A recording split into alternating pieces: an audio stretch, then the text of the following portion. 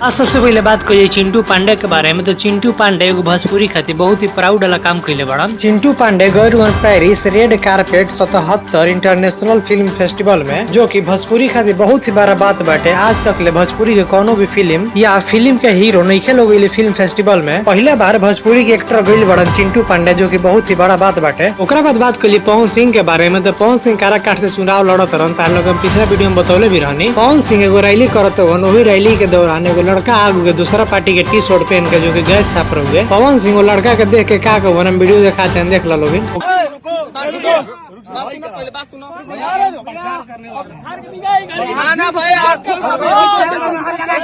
बाद बात कर ली विवेक सिंह के बारे में। तो विवेक सिंह खेसारी लाल यादव के पहले मैनेजर रहन, मगर अब खेसारी लाल यादव इनकरा के अपना मैनेजर पोस्ट से हटा दिले बड़न। और विवेक सिंह के कहना बाटे कि खेसारी लाल यादव इनकरा पर झूठा आरोप लगेले बड़न। वही से विवेक सिंह खेसारी लाल यादव पर लीगल नोटिस भेजे वाला बड़न। और विवेक सिंह खेसारी लाल यादव के बारे में का कहूं, वीडियो दिखाते हैं, देख लो लोग। और नोटिस सिर्फ यही भेजूंगा कि आप उस चीज को प्रूव करो। और मैं पहले बता रहा हूँ कि इस चीज को भी आके लाइव में आप मत बताइएगा कि मुझे नोटिस आया, वो आपको आएगा।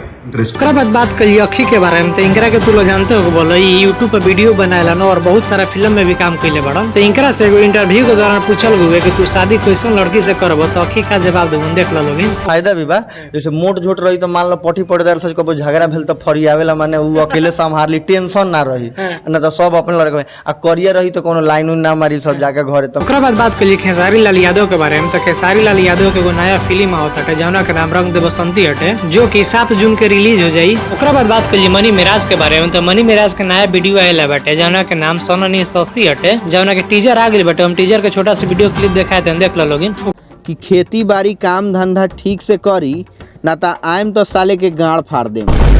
ओकरा बाद बात करिए छोटू छलिया और काजल राठौर के बारे में। तो इनका लोग बहुत अफवाह उड़त कि लोग दोनों जने आपस में प्यार कर लो, मगर एगो स्टेज शो के दौरान जब काजल राठौर से पूछल गए तो काजल राठौर का कही, देख लो लोग। ओकरा बाद बात करिए शिवेश मिश्रा और मनीष कश्यप के बारे में। तो शिवेश मिश्रा से एगो इंटरव्यू के दौरान पूछल गए कि पहले मनीष कश्यप के साथ बहुत गाड़ी में घूमत रहा साथ में, मगर अब काहे नहीं का घूमत। तो शिवेश मिश्रा का जवाब देबो, हम वीडियो दिखाते हैं, देख लो लोग। आपके साथ गाड़ी में घुमा करते थे, वो जरूरतमंद लोगों के साथ रहते हैं। जब जरूरत था तभी थे हमारे साथ वो, अब जरूरत नहीं है तो अब बीजेपी के साथ हैं। अभी